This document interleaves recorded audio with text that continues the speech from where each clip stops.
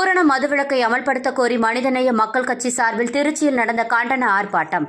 பூரண மதுவிலக்கை தமிழகத்தில் அமல்படுத்துவோம் என்ற தேர்தல் அறிவிப்பின்படி தமிழகத்தில் ஆட்சியமைத்த விளம்பர திமுக அரசு கடந்த ஆண்டு மரக்காணத்தில் கள்ளச்சாராயத்தில் 14 பேர் உயிரிழந்த நிலையில் தற்போது கள்ளக்குறிச்சியில் 63 பேர் விஷச்சாராயம் குடித்து உயிரிழந்துள்ளனர்.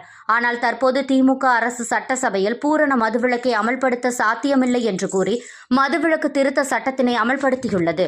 தொடர்ந்து கள்ளச்சாராய உயிரிழப்புகளில் இருந்து பாடம் கற்காமல் தமிழகத்தை போதையின் பாதைக்கு கொண்டு செல்லும் திமுக அரசிற்கு எதிராக தொடர் போராட்டங்கள் தமிழகம் முழுவதும் நடைபெற்று வரும் நிலையில் இன்றைய தினம் மனிதநேய மக்கள் கட்சி சார்பில் தமிழகம் தழுவிய அளவில் தமிழகத்தில் பூரண மதுவிலக்கை அமல்படுத்த கோரி கண்டன ஆர்ப்பாட்டம் நடைபெற்று வருகிறது. அதன்படி திருச்சி மத்திய பேருந்து நிலையத்தில் பூரண மதுவிலக்கை அமல்படுத்த கோரியும், கள்ளச்சாராய ஒழிப்பில் கடமை தவறிய அதிகாரிகளை தண்டிக்கவும், கஞ்சா வியாபாரிகள் மீது இரும்பு கரம் கொண்டு அரசு நடவடிக்கை எடுக்க வலியுறுத்தியும் மனிதநேய மக்கள் கட்சி சார்பில் மாவட்ட தலைவர் ஃபைஸ் அகமது தலைமையில் நடைபெற்ற ஆர்ப்பாட்டத்தில் அக்கட்சியின் தலைமை நிலைய செயலாளர் ஜெயினுலாபுதீன் மற்றும் பலரும் பங்கேற்று கண்டன உரை நிகழ்த்தியதுடன் பூரண மதுவிலக்கு கோரி கண்டன முழக்கமிட்டு ஆர்ப்பாட்டத்தில் ஈடுபட்டனர். இந்த ஆர்ப்பாட்டத்தில் வர்த்தகர்கள், மனிதநேய மக்கள் கட்சியினர் என 200க்கும் மேற்பட்டோர் கலந்து கொண்டனர்.